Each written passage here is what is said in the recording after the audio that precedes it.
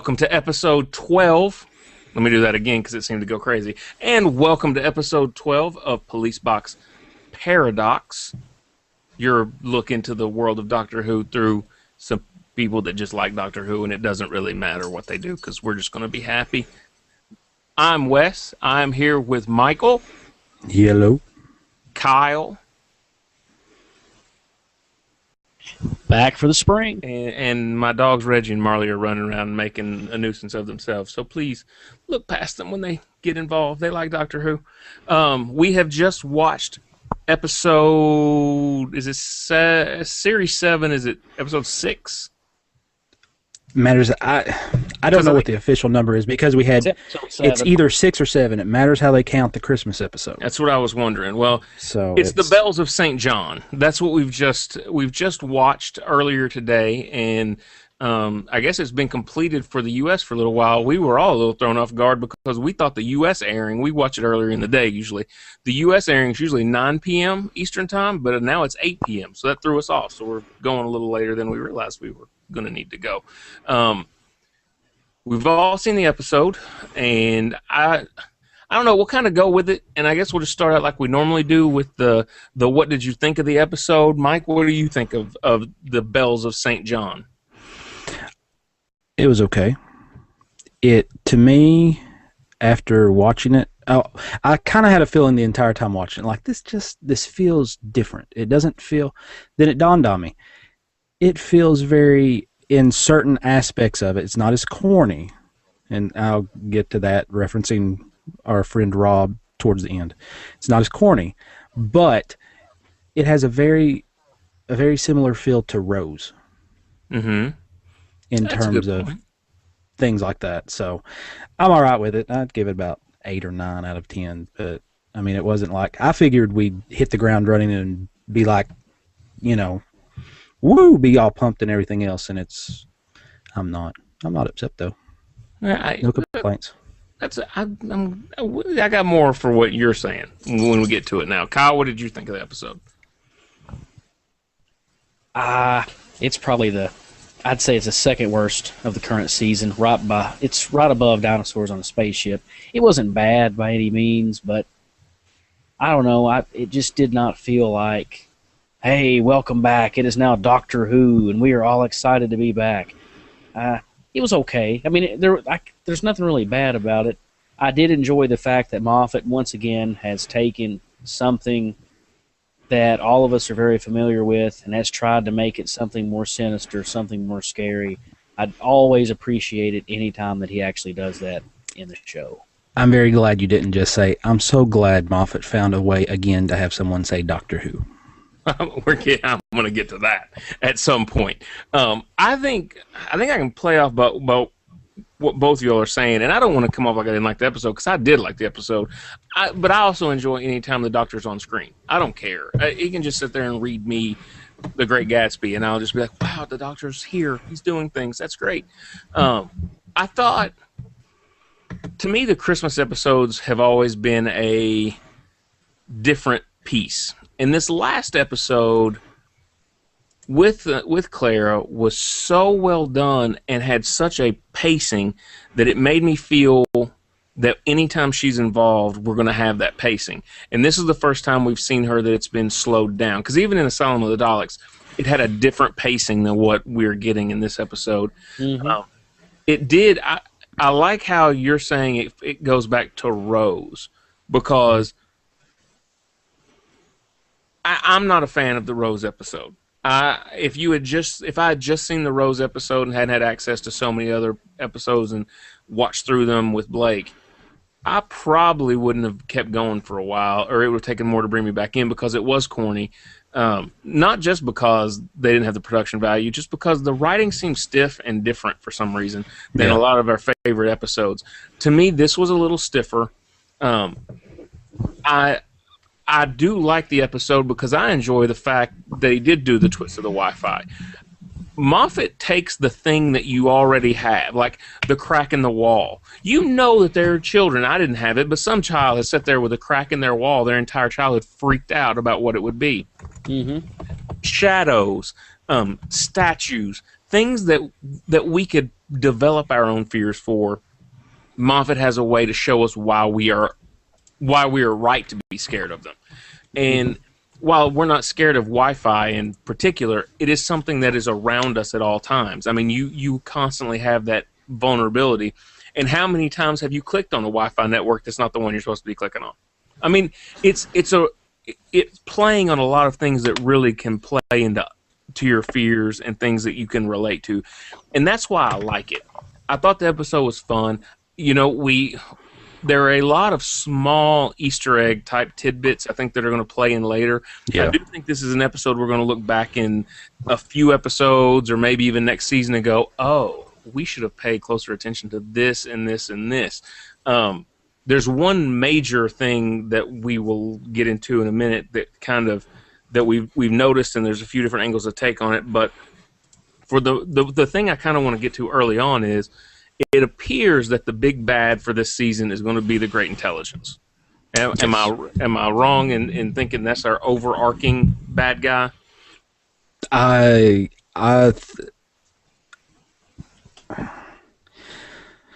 have to be careful. Yes, you do, because we could be having people join us for the first time, and I do want to because we haven't been on in a while. Hi, I'm Michael. I'm not allowed to talk typically. He spoils everything. Okay, I will say this is the least amount of knowledge that I've ever had moving forward that we have recorded, because I've been so busy and everything else. He could still easily have so much information that it would make you hurt. I'm not a huge spoiler person, but because I'm so hooked up online, I end up stumbling onto things. Kyle, I think, stays away from spoilers for the most part. We kind of tell people when we're doing our episodes, we're going to talk about everything that's happened from Eccleston to the coming soon for next week's synopsis. episode. Yeah, the synopsis. Yeah. We're going to talk about anything in between there. And it's happy fun time. We're not going to rag on them. Yeah, if you've not heard us before, we don't sit there and rag on things. This is probably the most down we've ever been in an episode, and we're actually still like it. Right.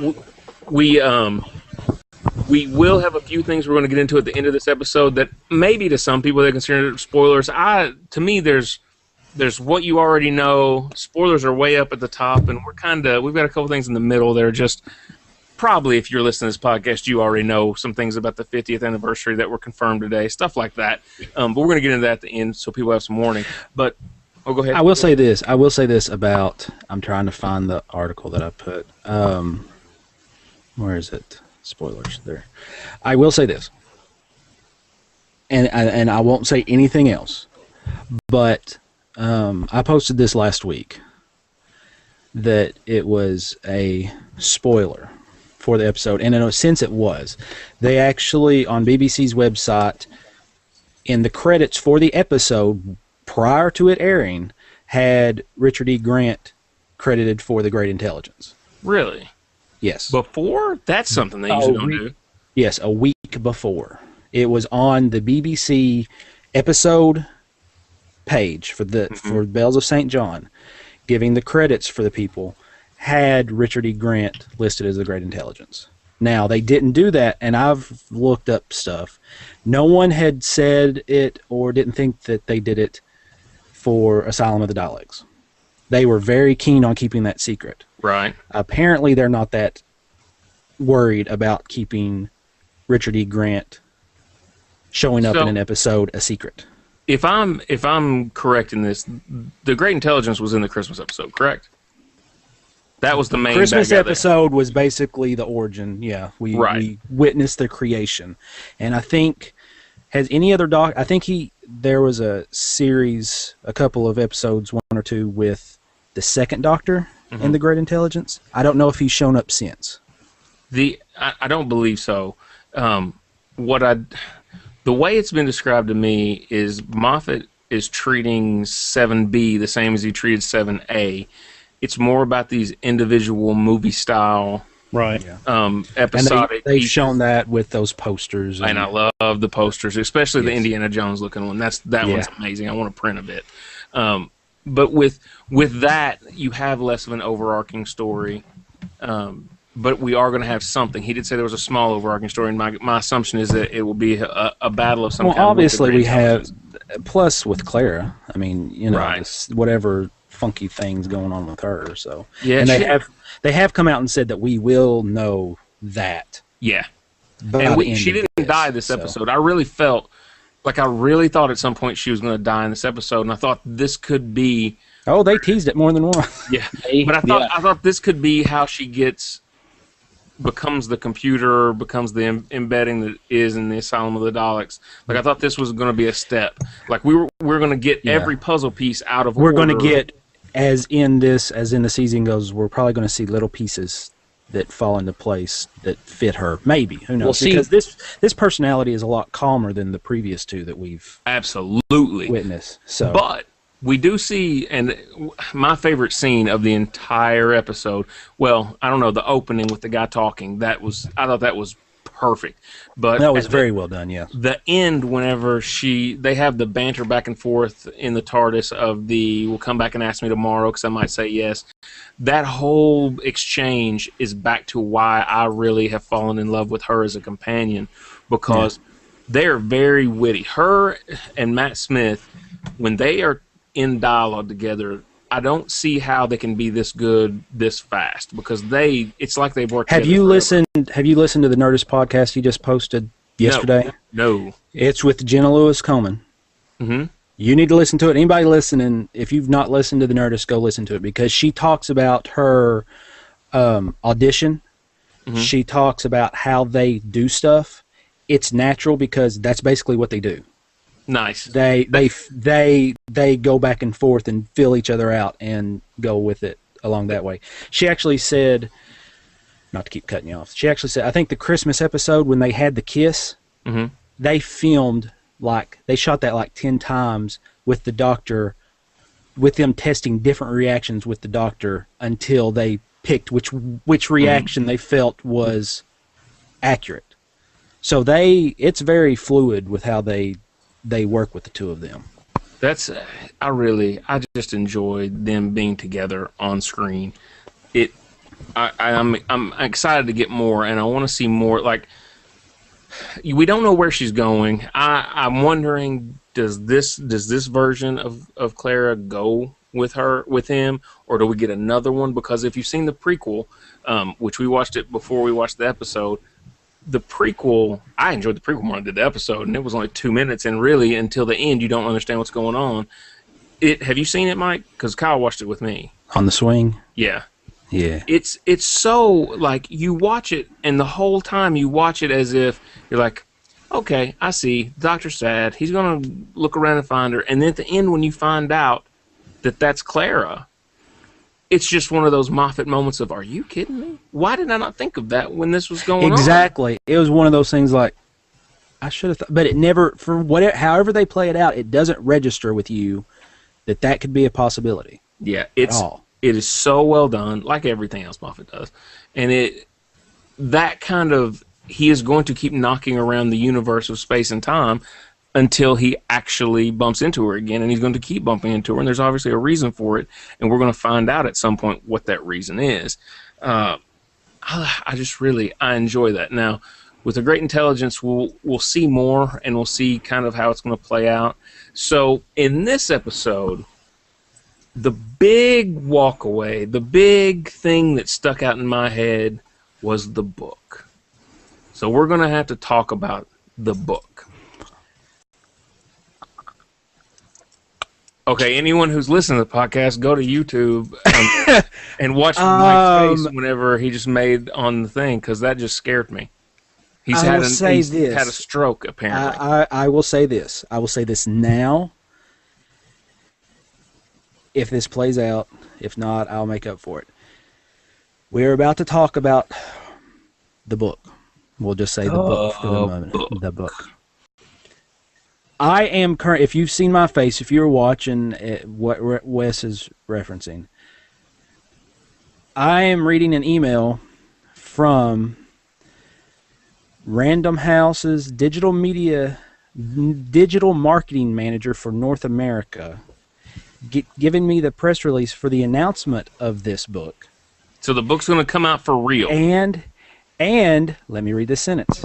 And this is for you all. If I do this, this will be for anyone listening to the podcast. It will not be on the website, anything else. It will be for you all since I'm reading it here.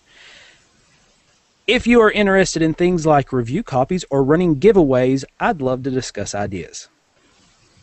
I like that.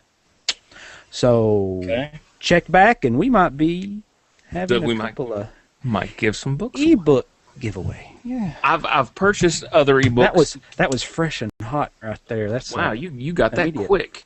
I've got the ebooks before, and I think they're well done. They're good little side pieces. Even if, let's say, you don't win one in a contest, they're very cheap. I throw them on the Kindle app on my iPad and knock through them pretty quick all the time. They're really good.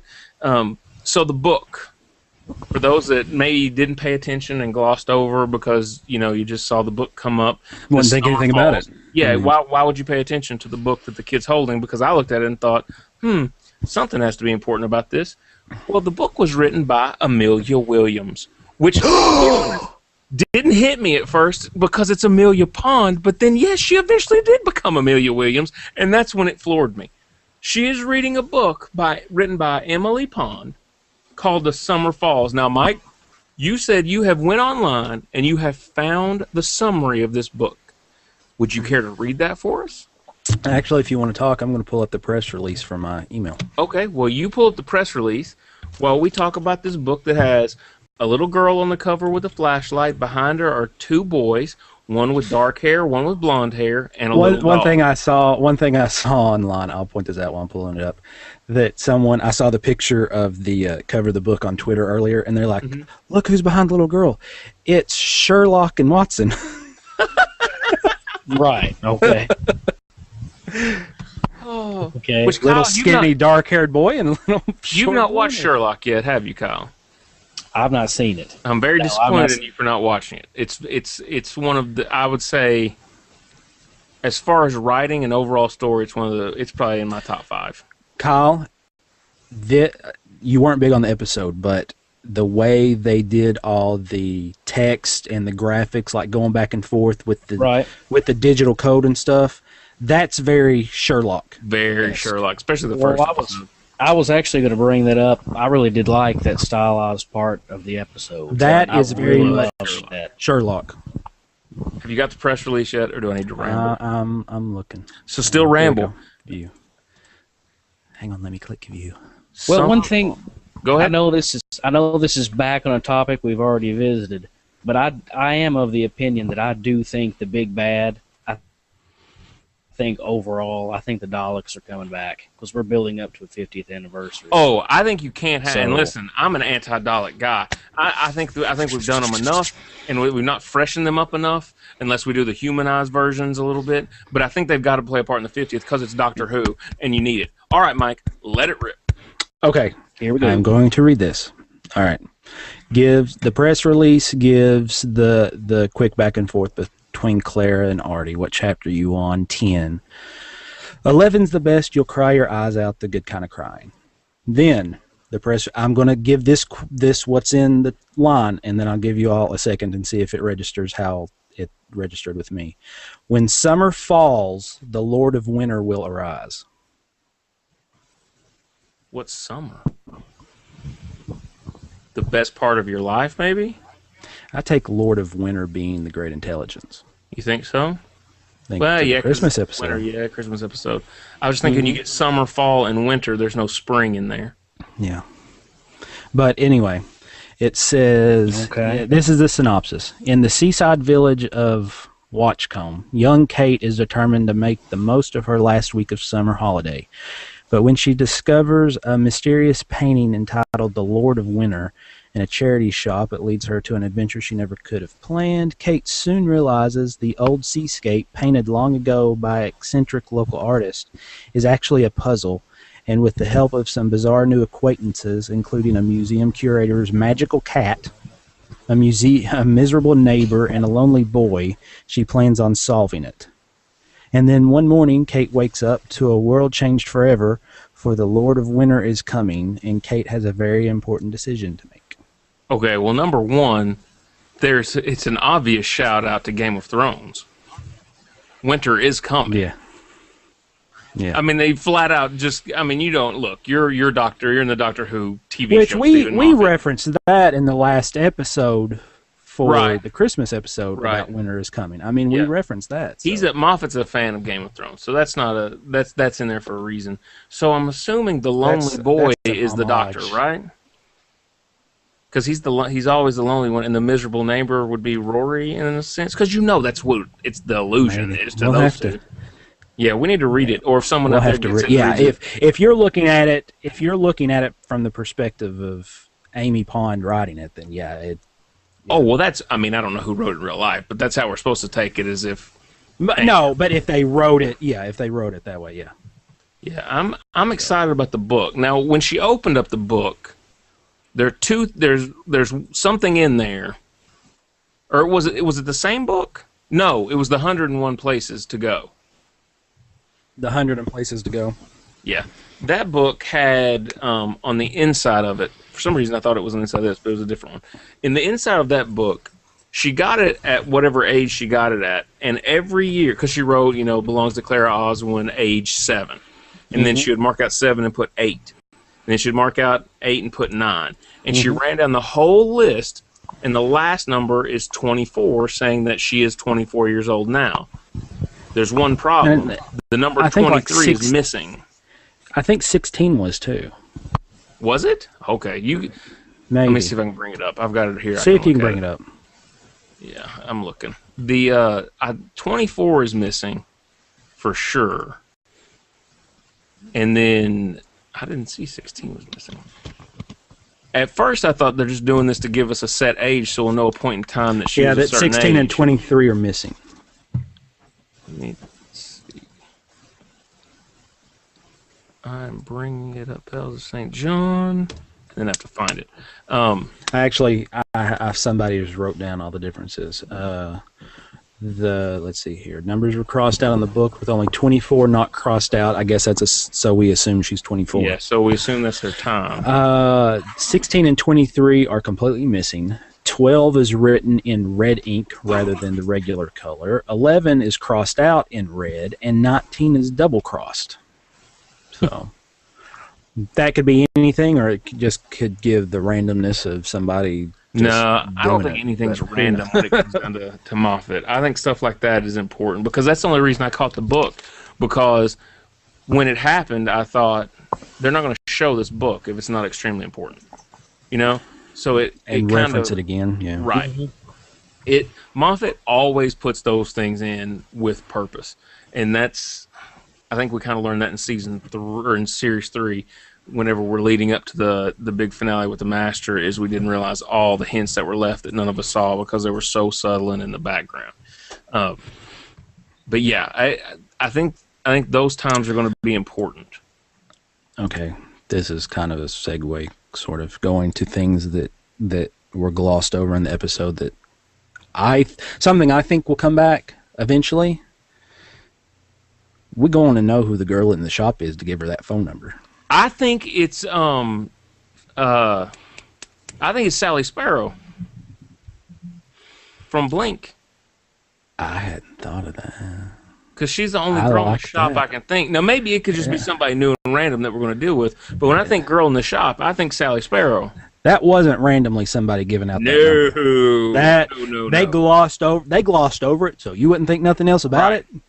But if you sit there and think about it, she's got a number to a phone. Mm-hmm. We lost Kyle. We did. He fell off. She has a number to a phone that currently not even the doctor knew. Right.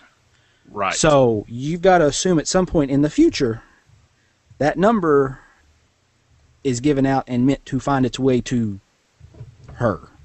You would think. So yeah. That was when he said shop, that was the only person I could think of that that would have had it.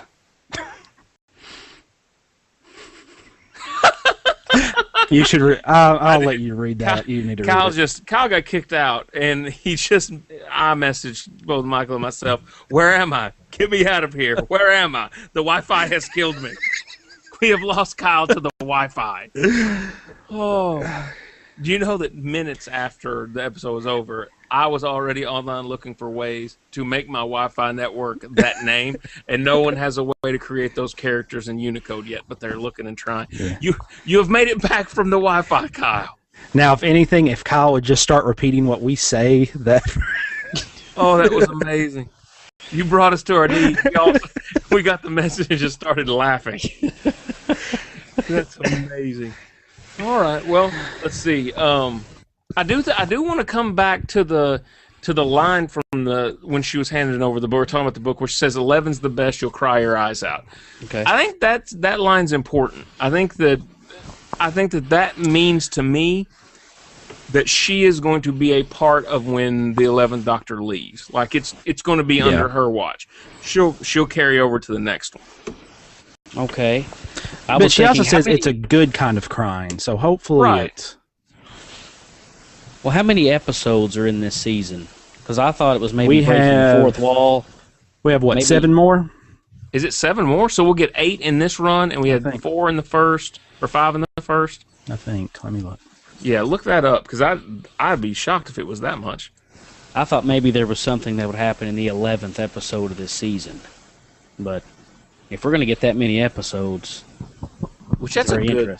Yeah, that's a lot. And I'm going to tell you, I'm really excited about some of these. Next week's episode, again, it reminds me of the throwbacks, like Eccleston style. Like we're going to a foreign planet. Like it feels a lot like we went to the big TV station. I forget the name for some reason. We get 8 episodes, episodes 6 through 13. So sweet. The one I'm really excited about is the one on the Russian sub. That's the I don't think they're spoiling anything with that because the Ice Warrior. No, they've thrown that out. Yeah, that's been on everything. What I really like is the fact that nothing has come out about the season finale. No, they nothing. Have locked, and it's filmed. They have locked that bad boy up. Yeah, they filmed it and it's done now. Other than one theory, which all I will say goes back to something we were discussed in this episode previously. Other things that happened in this episode that I want to bring back up. The Snog Box. I think that is the greatest name for the TARDIS we've had so far. What I like, I about brought it up when we were talking about their interaction between each other. But when she said, "Is this a Snog Box?" and he says, "It's not that," she says, "Well, she says something like, "Well, that's for me to determine," or something like that. And that's when Doctor's like. The Doctor has been an object of affection, but he's never been straight up sexually harassed before. This is new for him. Tonight on the Snog Box Paradox.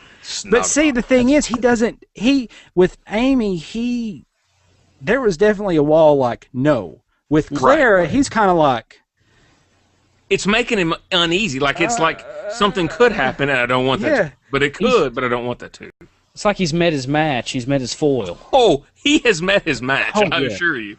The other two things, the Moffat taking a shot at Twitter, I thought was hilarious, because what's the line where he says a bunch of souls trapped in the computer begging for attention and to be released, and she goes, "Sounds like Twitter." Sounds like Twitter. Mm-hmm. That was a nice one, and the other that I think was a direct shot at everyone online, because everyone has been complaining, man, he says Doctor Who too much. They just said, we're going to say Doctor Who. They just make fun of it as many times as we can, and then talk about how much we enjoy saying the words Doctor Who. And we're going to keep saying Doctor Who until we're done. So I found that to be pretty funny. Also, there was a cameo. I don't know if you saw it. Jammie Dodgers made an appearance in this episode. I didn't know where you were going with that. I get excited because probably my favorite all-time line of Doctor Who is the Jammie Dodgers and a Fez line from Astronaut episode. So anytime if we didn't name these episodes by the episode title, I would want this episode to be Jammie Dodgers cameo. It should go in the description. You don't want to spoil that for people that may have thought I was going to say something interesting that was really going to come to light. Like I was going to go, you may not know this, but Tom Baker was actually standing in the corner. No, Jammie Dodgers. I don't know. I'm probably, because I'm from Kentucky in the midst of America, and I know nothing about a Jammie Dodger. I just thought that line was hilarious, and I have researched them since, and I know what they are, and I want to get them. I was going to order some of Amazon UK the other day. Dad, but I didn't because they were expensive. I want some Jammie Dodgers. I would like to wear a fez while I eat them, but I want some Jammie Dodgers because if we good. I want to find a fez, but it looks right on my big head, which means you and me. That will fit our heads. No, we're gonna have to go to like. They call that a red bucket, is what they call that. I'm whoring myself out. I want a Jammie Dodger sponsorship. Somebody get me some Jammie Dodgers, and you're getting ads on the show. That's how we get down. So. Let's see. I don't know if I got anything else I want to bring up about this episode specifically, and then we can kind of talk about new stuff, I guess. Does anybody want to mention the spoons, the spoon heads? The spoon heads. We've got to talk about the spoon heads. They look like they came directly out of a 1970s Tom Baker episode. That's a good point. The effects were good, but yeah, like the first time the spoon head, because they call them spoon heads, and I was like, is this an alien that we got coming up that just has a big flat spoon head? And then they turned around, I was like, it is a spoon head. That's accurate. That's a spoon head. And they spin around slow. I feel like you could get away. I feel like when it starts spinning around, if you could get over the fact that there's a spoon head, I think you could get away before it spoons you. And it just shoots this little ray of light from the spoon. And you're downloaded.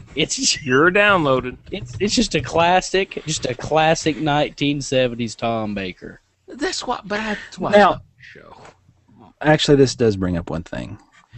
Do you think that in some way that Clara should have thrown the great intelligence into like a hissy fit? I think later Clara would. I don't think she would yet. I think... Well, I take that back. He didn't know she had been uploaded. Right. He wouldn't have known because they basically hadn't fed her to him yet. And I retract my but here's my question with Clara, because I don't know if we're seeing her in the right time. Like, I don't know what order we're supposed to be seeing her in. Because, to me... Obviously, at the beginning of this episode, she had no computer intelligence, and at the end, she had a lot. Mm-hmm. In Asylum of the Daleks, I would assume that I would assume Asylum of the Daleks happens after this happened to her timeline-wise, because she has computer intelligence, obviously, but she's also part of a computer at that point. I'm not 100% convinced that the Christmas episode happened to her before this episode. I was about to say, permission to give theory. Go ahead, let it run. I think this is Clara Prime. Okay. And we're going to see the evolution of different aspects, and then for whatever reason, she's going to be split off or something's going to happen. But we basically have, like I said, Clara Prime, and we're going, just like what you said, the computer intelligence, the knowledge of that's built in, and we're going to see her get probably flirtier and more direct and more how we've seen her previously, being the girl that says that the TARDIS is smaller on the outside instead of bigger on the inside. Right. Mm-hmm. We're going to see that develop from her to go on these planets and experiencing the stuff that she has, that her perception changes. So you're almost feeling like we're going to watch the building of the Clara we know, and then she is going to be shotgun blasted throughout all of space. I don't know about that. I don't know about that part, but yeah, I do feel like we're seeing. I'll just keep calling her Clara Prime. Yeah. If she transforms to a semi-truck, I'm going to be upset. Because I'll let just about anything happen, but if she's a transformer, I'd have issues. I'm just saying, that would be... That's a little much for me. She transforms into a spoonhead. Well, I mean, Megatron... and then asks the Doctor to spoon, which wouldn't be that far out of her character. They spooned.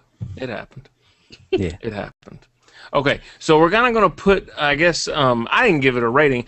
You said like an 8. I gave it 9 out of 10. 9. I'm going to give it a 7. And that's because I've not seen the Doctor. I haven't seen the Doctor since December, so I'm going to be. That's a good point. Like to me, to be a 10, you got to be Blink, Silence of the Library. You got to be on that kind of level. I'm a pretty.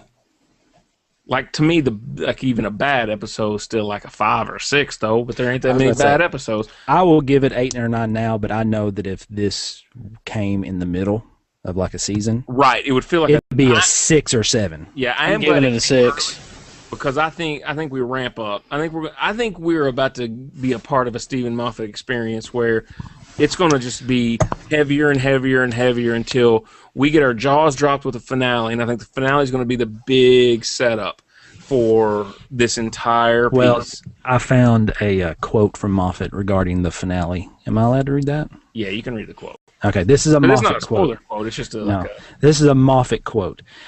One that will thrill. This is describing the season finale. One that will thrill you a bit and worry you more, which makes me think we're going to end on a cliffhanger. I definitely think we're ending on a cliffhanger. Yes, I think you'll be just a tiny bit worried where you might be going with this one. And then it gives people that some of the people that they do know that are coming back for the finale. So, which we'll get to in a little while. Is there, and I don't know, maybe because I don't have a ton of pre-Eccleston knowledge, does Doctor Who have like a trouble with tribbles situation? Like, because it's my understanding, and I'm not a big Star Trek guy, but it's my understanding that in Star Trek, every instance of the TV show has had a trouble with tribbles episode that's supposedly all overlapping with every other show. Am I crazy in thinking that? I don't think so. So it sounds reasonable. I'm wondering if there's a point in time enemy like that every Doctor could have been fighting a fight in their series and it ended up on another series. I don't know if I'm making sense. You're getting timey-wimey. Wibbly wobbly. I mean, that's how I stay. That's how I roll. Yeah. I don't know. That's how I get down. I don't know. I'm trying to figure out a way because attention, people. We're going to start discussing things we know and outer space. Look, if you're telling me that we are limited to Earth, I'm disappointed. I think we've got listenership everywhere, and they're amazing people. But from this point forward, we're going to talk about the 50th anniversary and the rest of the season things we're going to kind of break our rules a little bit. Yeah, and they're not super spoilers, but they're things that the average fan may or may not know. But anyone listening to this podcast, I feel probably would know these things already or want to discuss them. Either way, just bear with us if you want to listen. If not, thank you for following. Check us out, pleaseboxparadox.com. We'll get you tied into the Twitters and the Facebooks and the Google Pluses and all the things that we're on because we put out a lot of. Do you want to plug Rob live tweeting Doctor Who episodes now? Yes, we need to do that. How many has he done so far? He's done 2. Okay. So far. Rob is a friend of ours that has had other podcasts and does podcasts with Mike, and we got a lot of different things going on. But when Mike has relaunched geekasm.com as, what is the new website address? Haveageekasm.com. They have launched a new Twitter account, which is pretty awesome, called Tweakasm. And in that, they're live tweeting of specific things, which one day I would like to live tweet something. I just don't know what it would be. But it's kind of fun when you get interaction during the middle of it. I will say that. I've done the only thing I've live tweeted was I live tweeted the He-Man She-Ra Christmas episode that one time, and that got a lot more feedback than I ever thought it would. But anyway, the one thing that he's doing, Rob has not watched any Doctor Who, but he is starting with Eccleston's the Series 9, and he's going to watch them and live tweet them as he watches. So like shooting out his opinions and thoughts of things that are happening. And as someone who knows the episodes inside and out for the most part, I'm not even near a computer watching it, and things happen, and I get a kick out of it. So as that's happening, you can check those out. But we haven't been writing a lot of content. We do put up some user-written content, which we definitely encourage you to submit. But one thing we definitely do is we cull through the web and find a lot of good stuff. Mike usually posts a lot of good breaking news things, and if you're a spoiler person, he's usually got those for you too, but they are labeled spoiler. And there's a lot of other information that we put up. But from here on out, we're going to talk about kind of spoilerish stuff, so hang around if you want to. Okay. I will say 2 things. I was trying to find one of Rob's tweets. This is from the second episode. This is when he was watching the second episode, Into the World. Into World. The Doctor has taken the tree alien to the computer room. I wonder if he'll show her his hard drive. Get it? Or maybe his floppy disk. The next tweet was, these are the jokes. Free for nothing. Oh, Rob. Trust me, you all were going to want to watch these when he's watching. Oh, hey, the Doctor's cell phone works better off planet than mine does in the city I live. I need his service plan. He's got AT&T. I feel his pain. I feel his pain. Okay, We all do. We're moving on. All right, 50th anniversary. I think we're definitely. Here's my thing. It looks like today it was a confirmed. It looks like they just screwing with everybody. It happened. We are getting David Tennant and Billie the Piper. That's his French cousin. I always call He's going to show up with an evil French mustache. David. I feel David Tennant would be Spanish of some kind. Bonjour. I always call Billie fine. Piper Leave me alone. Billie the Piper because the David Tennant Top Gear episode, they're talking about stars and cheap cars, and he refuses to call her anything but Billie the Piper, and I giggle every time he says it. So we're going to get the 10th Doctor and Rose on the 50th anniversary. Now, yes, we don't know. It could be some newly drawn up flashback. They could do anything. I really feel like we need Matt Smith and David Tennant running through the world just wreaking havoc. We know for a fact that Eccleston has finally kind of eased up and mentioned that he would be open to it. Now, here's the thing. This week, John Barrowman, Captain Jack Harkness, has said he is not involved in the 50th anniversary. He had 2 tweets like 3 or 4 days ago, back to back. He said, very important tweet coming up, folks. Stay tuned. And then he just flat out said, I'm not part of it. Now listen, Billie Piper has officially said that she was not a part of it too. Yeah. That's what I was going to get at. I'm not a part of it right now, but if they have me sign a contract tomorrow, I'm not telling you a lie at this moment.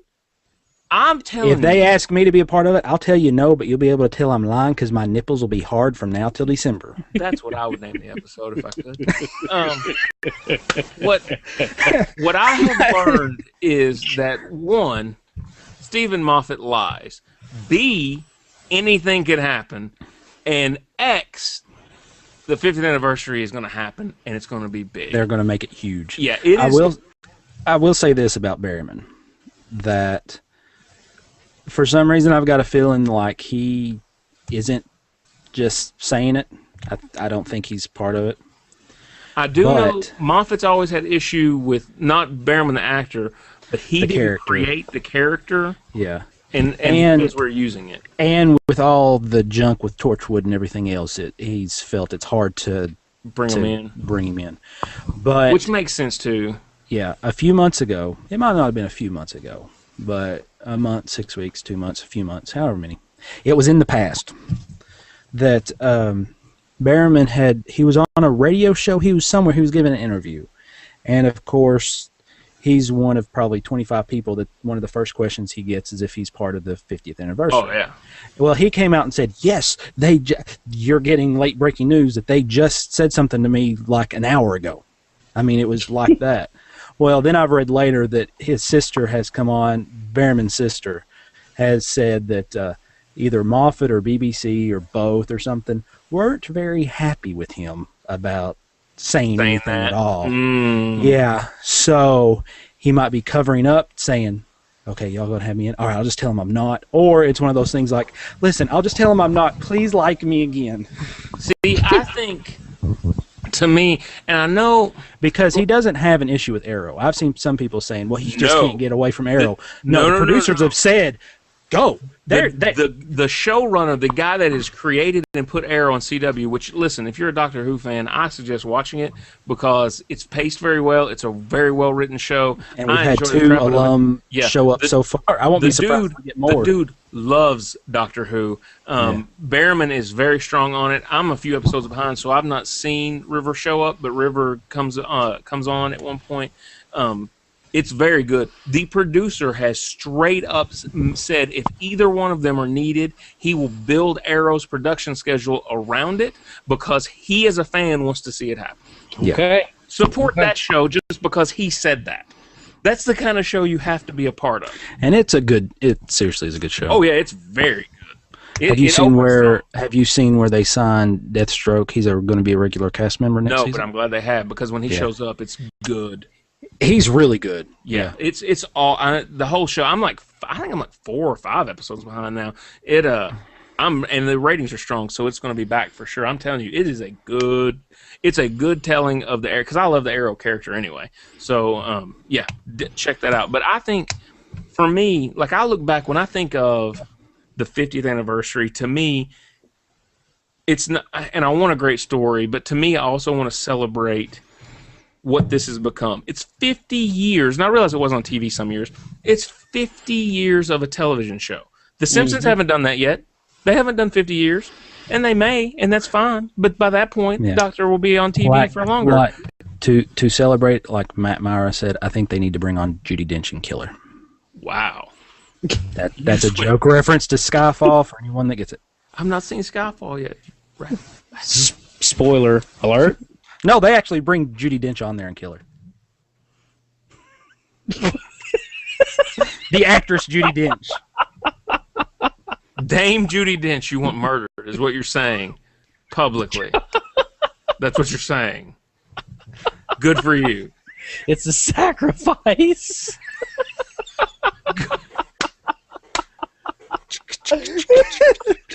Momentum train off the tracks. And I thought I was going to be rusty. No, sir. Your mutant ability to derail a podcast is still intact. As I was saying, I think that more than anything, the 50th anniversary should be a celebration. And I look at, yeah, I'm going a different direction. I'm going the non-pagan way on this Easter weekend. Pagan. So, when I look back at the end of time, not the real end of time, the 2-part episode, when David Tennant dies, and he goes back and says his goodbyes, and all those people came back for it. And I know all those people came back once, and they did it because it was David Tennant leaving, and everyone just feels that David Tennant is the essential part of the story. And to be honest, I was scared the show couldn't go on without him, even though there's been many Doctors before him. That was beautiful. Like that you can throw just that clip on right now of him going back and talking to everybody. I was about to say, you're talking about him visiting and doing, just going back and seeing those people and the way it's laid out. That could have been very corny, but it could have been. Absolutely. It could have been just like this is your life, Doctor. How are you? But it wasn't. It was spot on, perfect emotion for what it was. Yeah. And I want them. I don't necessarily think they have to do it like that. I don't want it to feel cheesy. I want it to be written well so it makes sense. But seeing those people just so they can be a part of the celebration of 50 years of Doctor Who is important. Like I think you have to do something to pay tribute to Sarah Jane. I think that there's so many things you have to do to make this right. And I would not want to write it. I think that the amount of pressure that's on Stephen Moffat's shoulders is nothing else he has ever done compares to the pressure for writing this, and I'm so excited for it to happen. Okay. But I'm scared. But to me, Captain Jack has to be a part of it. To me, River has to be a part of it. Rose has to be a part of it. David Tennant has to be a part of it. Eccleston has to be a part of it. All these people. Police Box Paradox has to be a part of it. That would be. We can be a news crew. Oh, I could get into that. I want the face of Bo to appear, even though he's gone. Even if it's just a mention, I need something to tie all these people together so we can look at the 50th and go, it took the blood, sweat, and tears of everybody to make this happen. Because look, they brought the show back, and it didn't have to work. When they brought Eccleston in and did this, it did not have to work. And very easily could have been one and done. And it's not like they were looking for it to be worldwide, like it's gone. There is nobody. They'll be lying if they said they were sitting there going, you know what, let's bring back the Doctor, and it will be the biggest thing and be in BBC America, and people in the United States will go ape crazy whenever it goes to Comic-Con and whenever just anything. You know, there are people, like what's crazy is 2-3 years ago, nobody except my children knows who Doctor Who is, and now there are people at my oldest daughter's school wearing Doctor Who T-shirts. Mm-hmm. There's Doctor Who Legos. I mean, I get stopped if I'm wearing one of my shirts out. I remember because a little backstory, and I've got 3 things I want to ask you too. All right. That I thought I will answer 2 of them and lie on one. Okay, good. Anyway, a little segue to derail. One of the first instances I ever had of wearing or acknowledgement of Doctor Who outside us. Although the first time you acknowledged Doctor Who with me on Twitter, I was like, "Oh, someone knows," because no one knew. I don't even know why I watched it. It was just one of those things. I someone online, I saw someone say they liked it, and I was like, "I give it a shot. Why not?" Yeah, but I never expected anyone to like it. No, ever. But I wore one of my shirts because I've got like 3 or 4 Doctor Who shirts. It's almost like a pride thing. Like, I'm going to wear this shirt. It's got all this stuff. I get it. None of y'all do. You're just going to think I'm weird. Just be with it. Anytime I wear one to like a family gathering, because I'm the black sheep, no one cares. I'm the geek. People look past me. My cousin, I've got 2 cousins that always are like, "I like your shirt," or thumbs up. And I'm like, do you even know what this is? Or are you just saying that? Well, yeah, I know what. Because I have got one, actually the one I'm wearing, has all 11 doctors like trying to push out of the TARDIS at once. And she could like name like 3 or 4 of them. So yeah, anytime that someone knows anything about Doctor Who, it's like, well, see, like, there's a second of like, really? My 14-year-old daughter loves it. I mean, loves it. There's 3 TARDIS beside her bed right now. One of the one that hovers and spins. Like, I come home from work sometimes, like during Christmas break, and she had friends over, and they're all laying in the floor watching Doctor Who because she's introduced it to them. Like, the cool kids are watching Doctor Who. There's no way BBC thought that was a possibility. No. There is no way that they thought the good-looking girls in middle school are going to be watching Doctor Who. That didn't happen, but it is happening because it is that well done. It is a show that anyone can watch, I feel, and be attracted to. My kids love it. My wife loves it. People that walk in my house love it, and if they don't, they can leave. There's the door. Walk on out. It's a Doctor Who family. So yeah, I want this to be a celebration of that, and I'm excited about it, and I know we should probably talk more about the season and the episodes, but we are building towards the 50th, and it is going to be the biggest thing ever. November 23rd, 2013, party at my house, costumes recommended. That's all I'm saying. The hair is growing out. Hair because you will be full on. I have gained 15 pounds since I've started this new job. At the rate I'm going, only thing I'm going to be able to go to is be the face of Bo. That's fine. We need a face of Bo. We need a face of Bo. I'm not telling anyone my costume. The only person who knows my costume is one of the brides whose wedding that I am doing this July, who is going to have somewhat of a Doctor Who theme around their wedding. I wasn't invited. I know everyone. I'll carry your bag for you at this point. I actually may need that. I may need that day because Nick's not going to be able to make it. But yeah, it's. I told her when we were talking about Doctor Who stuff, and yeah, I'm excited because it's a good costume.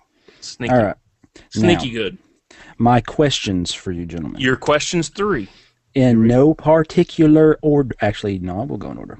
Okay. Then there is a particular order. Got it. Yeah, actually there is now, yeah. Because 2 reference the 50th. The 3rd will reference the episode from 60th? Tonight. No? Okay. 60th, yes. Yeah. First off, you were talking about everybody returning. Right. Now, of course, 1 or 2 people, and even who wrote the Cybermen episode that's coming up, and Gaiman. Neil Gaiman. He's actually come out and said, you've got to do the 11 Doctors. I agree. Now, you think that if they could do it either, but do you think if they could do it either by getting people to stand in for the deceased people or doing some sort of computer thing or just a reference, do you think they should do that, or just have Eccleston, Tennant, Smith, or do a mix match and whoever they can get, or do you think they should have some format or just see how many doctors they can throw on the wall and get it to stick? I don't want them to just shove doctors in for no reason.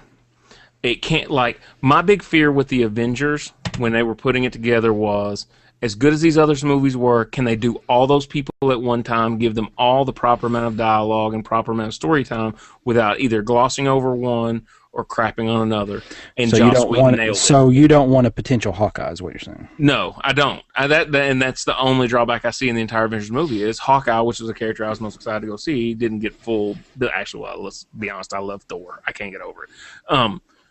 But what I think I would like to see a story that hinges heavily on Eccleston, Tennant, and Smith.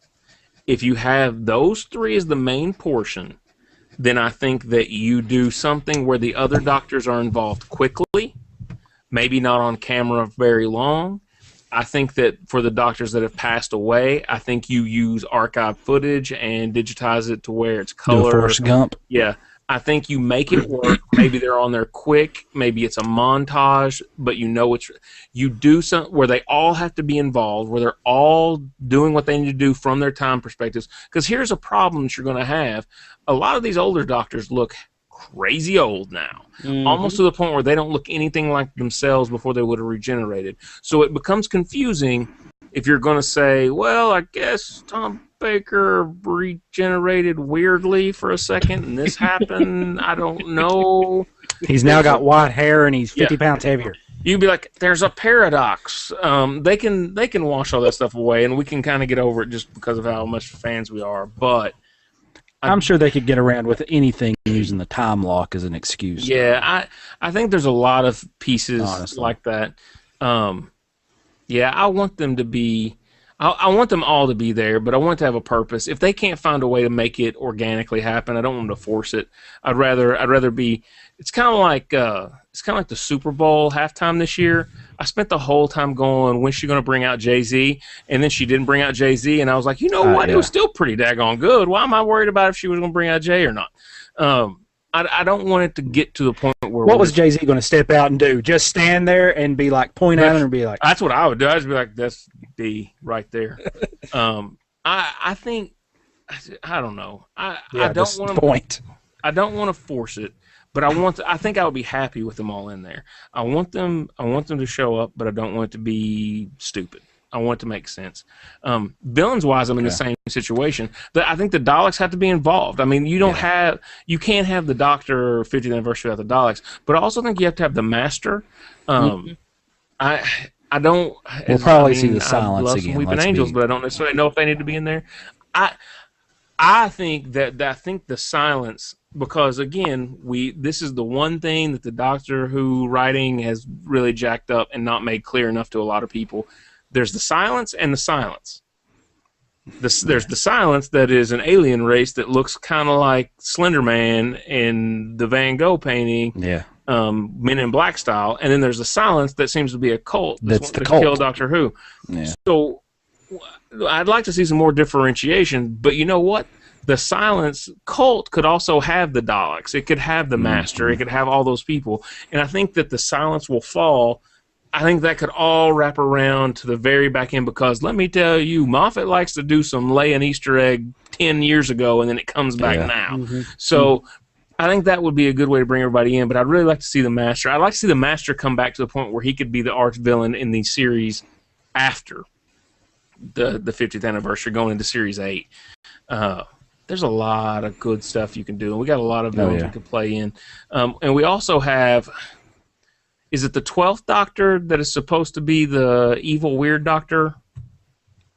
Somewhere in the middle there. We've had the discussion. I forgot the name, but there's something weird that happens there. I've said I think that even though they keep saying it's not going to happen, I think that either the beginning of the regeneration or at least the death of Matt Smith happens.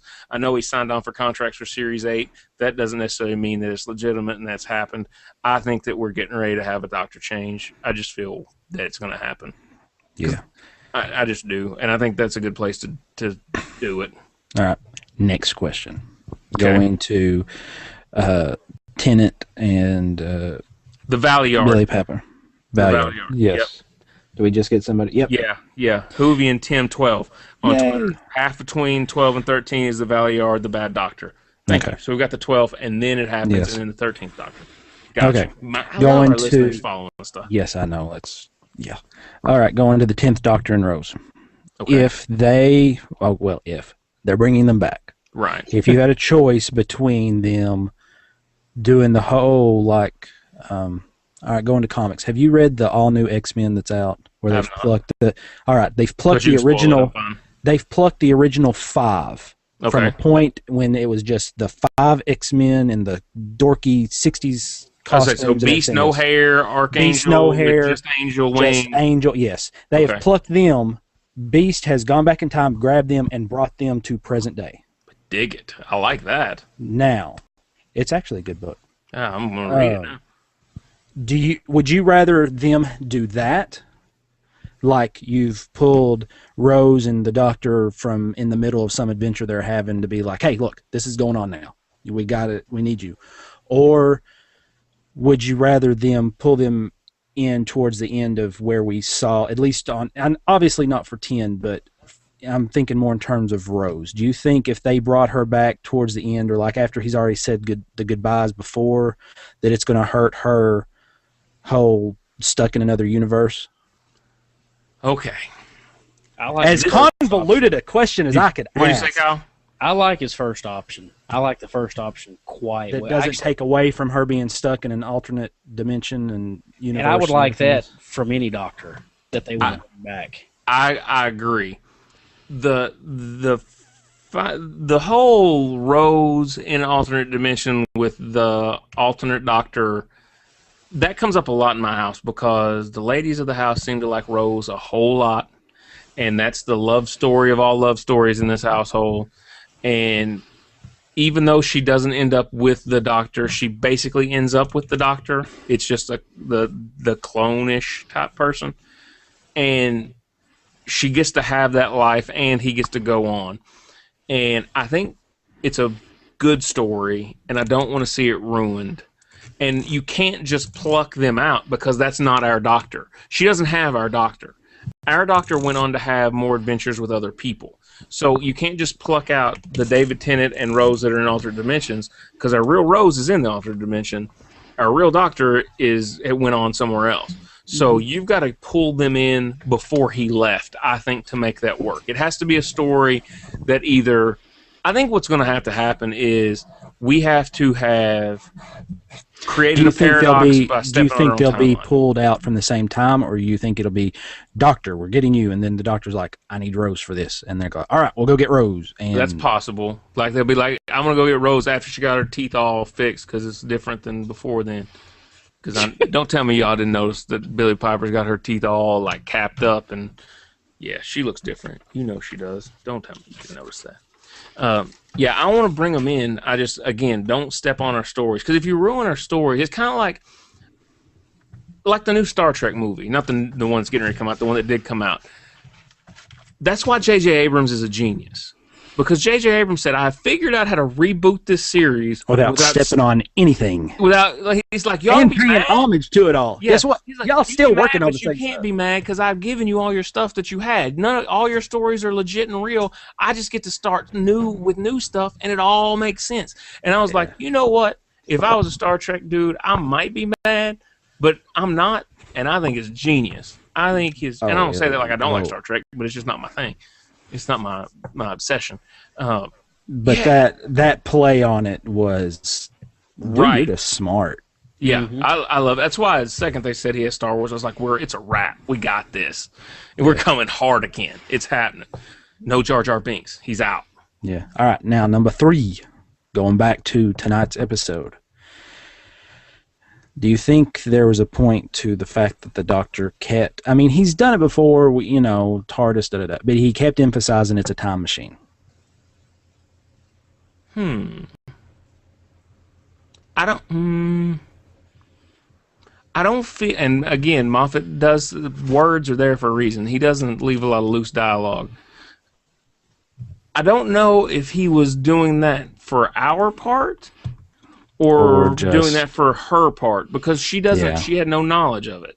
Mm-hmm. But he tells people on the show a lot of things as a way to tell us at home. So I'm not necessarily saying you're wrong. The one time that it really stuck out was at the end when she said, "Be back tomorrow." 7, all right, and he's like, "It's a time." Almost like he was like, because he said it like 2 or 3 times. And I was like, okay, you've never pushed it home that hard. Because if you want to go, it's a time machine. Let's go back to the Right. 11th hour and Amy Pond and how many times you were late. Right. But then again, no one's really ever turned him down like she did. She's like, Yeah, she "Just laughed give me a at day." him. She didn't even turn him. She didn't turn him down. She laughed in his face. That's a good point. It's a good point. I'm gonna bring up, because we got a Twitter thing from Charlie at Winogl, WINOGL, asked, "What do you guys think about the Shockery or the Tally being the villain in the 50th?" I've completely forgot about the Shockery until I read that, and they're the Power of 3 villain. There was a really big deal made about them, like in the episode, like to the point where I was like, "Am I supposed to know these people?" And just don't. And yeah, because we even talked about it, didn't we? yeah, Maybe we need to go review our own podcast. I was gonna say we may have to go and listen to our episode, because that's a good point. Like I'm remembering, it's all coming back to me real quick. That's like a whole, like they made it. Like the doctor was not necessarily scared, but he was like, "Oh, for this, it's for real right now. We got to get serious." And we didn't have any knowledge of them at all, because we saw more of the square face, or they had like the diamond mouths. You know what I'm talking about? The people that were possessed, like the people with the mask mouths that were never explained. The bad guys. They were like the slaves of these people that were running the show, and it was crazy. Like that's a good. I didn't think about that. That's something we need to look into. I'm bringing them up to look at them. Yeah. I hadn't thought about them being the 50th, and they could be a background, like the way to get to the 50th. I think the 50th, it has to be a major bad guy we know before, like a master or a Dalek that's puppeteering everything. But I do think the Shockery are coming back, because they were made too big of a deal not to be something later on, and that's what Moffat likes to do. He gives us that, and then like Series 8, they're the bad guy or something. Mm-hmm. Yeah, that's a good question. Thank you. I like when people send us questions. We got a lot of people watching too. That makes me happy. Yes, I do enjoy the interaction. Yeah, interaction is good. So, looking forward to the rest of this season. Like I said, I'm looking forward to the episode on the Russian sub. I think that's pretty cool. A 1984 episode. Yeah. And then I don't know what's going on in the Indiana Jones poster episode, but that excites me because that poster is amazing. I want that poster I want it on my wall, because I just like the style of it. I like the style of it. All right. Anything else for the Doctor that we should bring up? Looking forward to next week's episode. What do you think about what do you think about the Cybermen? Oh, just the look. I'm thrilled with them. They move a lot more fluidly, a lot cleaner and quicker. Mm-hmm. I'm gonna have to watch the episode, because the Cybermen have never struck fear into me. I guess that's because I've never been running from them or like Bluetooth headsets. Yeah. But it's gaming, so I know it's got a shot. And they just updated the episode's title this week. They changed it. What is the episode now? Nightmare in Silver. Ooh, I like the title. Okay. I like the title. And okay, if this was discussed on the Nerdist podcast, would you consider it spoiler? No, not really. If it's out, I mean, I would consider it falls into what we're doing right now. It's a statement, and it's one of those take it with a grain of salt, because you don't know if she was just talking or not. Right. But during the Nerdist episode, Matt Myra made a reference saying, "So is this the episode when the companion or someone around finally realizes the Cybermen move slow?" Ooh. And she was like, she actually made reference saying, they don't. Well, you can tell. Yeah, but apparently there's going to be some that. Yeah, I sent Blake. I have a tendency when I'm at work or like if I'm sitting in a meeting waiting for people to show up or something, and I see something online, I'll make a note of it, and then I'll send Blake or like the kids links on their phone. So when they get home from school, they've just got these lists of cool things that I'm seeing. And he looked at that was the first thing when I came home that day. He watched the trailer, and he said, he goes, "Man, the Cybermen move fast now." And I was like, yes, they do. Yes, they do. Because, again, they do move slow, except for when they were the weird mutant gorilla Cybermen when they fought the governor. That was just that was different. Different type of Cybermen. Yeah. Let's see here. Anything else? You want to go over who's been listed as being part of the finale. Yes. Oh, it's confirmed? I'm assuming it's confirmed. Okay. I can't imagine they're just pulling this out because... Really? Because it's the internet. They'd never do that. We have, in theory, we'll go in theory. No, for the season finale, listed as guest starring, we have, I'm not going to read the actual actors and actresses, I'll read their characters. Madame Vastra, Jenny, Strax, Yay! River, Okay. and the Great Intelligence. That's it? So the Great Intelligence is listed For on... the finale. Okay. Oh, have you all seen the Strax 2-minute thing that talks about how he came back? I saw a link, but I've not seen it yet. Oh, do you want me How to does tell he you? come back? Yeah, Oh, tell it's me. hilarious. He didn't die. Why didn't he die? He thought he died. Jenny makes fun of him because he starts waking up. He's like, she's like, "You're fine. We healed you." No, that was a mortal wound. It was a scratch. You're fine. You fainted. Oh. I love Strax. And of course, he got the hush, boy. I wish Strax was on. And then of course, they invite him to come with him. It's when they invite him to come with him. Right. The doctor's taking them all back to their original times, and he doesn't come at first. And they're like, well, try to convince him to come, and he finally decides to. And of course, the last line is, "I look forward to decimating you in the name of the, empire," or whatever. It was Strax. I think anytime they find an excuse to use that character, they do. Oh, yeah. Which is fine with me. Yeah, absolutely. That guy's, whoever is underneath all that makeup, his timing is as much for that character as anything else. So. Absolutely. But okay. yeah, they gave a 2-minute explanation, so that'll be on the site sometime.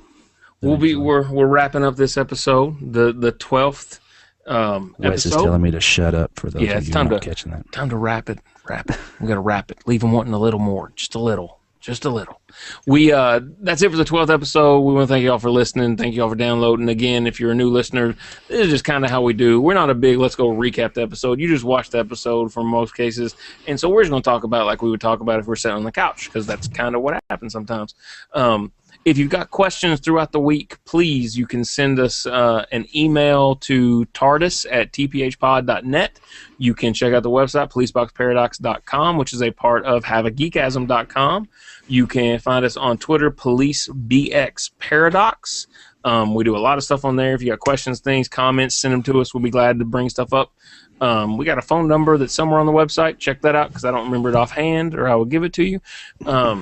Just holler back at us. We're on Facebook, Google+. We're everywhere. If there's a social network, we are getting social on it. For the and most if you part. all want, I will say, we had some listener submission articles months ago, before the site crashed and everything else, and we got a lot of good feedback on that. If anybody listening, if you have an inkling to write something, shoot it to us. Shoot an email. Say, can I do this? Yeah, if you want to write... Guess what? I'm going to say yes. Yeah, if you're wanting to write stuff about Doctor Who, we're there, and I'm sure Michael will be glad to have you write about anything geeky if you get the inkling to write.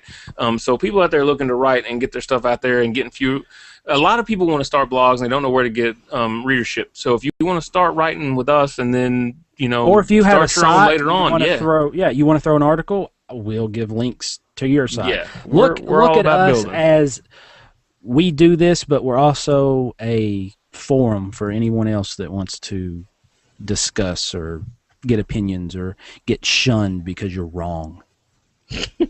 Because why are you gonna be mean to people for? What's that? I'm not being mean. I'm saying the internet's mean. Oh, the internet is mean. I've learned that. If someone's looking to get abused, that write something and post it on the internet. Not on our site, because our site's awesome, and we have great people that read it, and they love it all. And yes, that they makes me love the happy. site, but sometimes I put links on Reddit. Don't do that. Yeah, that's just asking for trouble at this point. I don't need to be Reddited. I just want to talk to the people that listen to the show and dig it, because they're cool people, and that's the only reason we're doing it. We ain't getting rich off this. If you have low self-esteem, don't go to Reddit. Amen. All right, that's Episode 12, Police Box Paradox, The Bells of St. John. I'm Wes, that's Kyle, that's Michael, Reggie, and Marley running around in the background acting crazy. We'll be happy to see you all next week when you come check out the episode. Next week will probably be maybe more about the episode and less about the 50th, but we haven't got to talk about Doctor Who in a few months, so we're excited to be doing that. So hopefully everybody's checking it out. And hold on, I got another tweet. Nightmare in Silver. DC Sensei is hoping they make some kind of reference to the crossover comic Nightmare in Silver. Mm-hmm. DC Sensei rocks. I agree. Police Box and Geekasm, he's on the ball on stuff. He just rocks. Said, I'm not wanting a major inclusion, but maybe a throwaway line, at least something like that. I hope that for you too, just because you had the time to talk to us about it. All right, so until next time, run, you clever boy. And remember,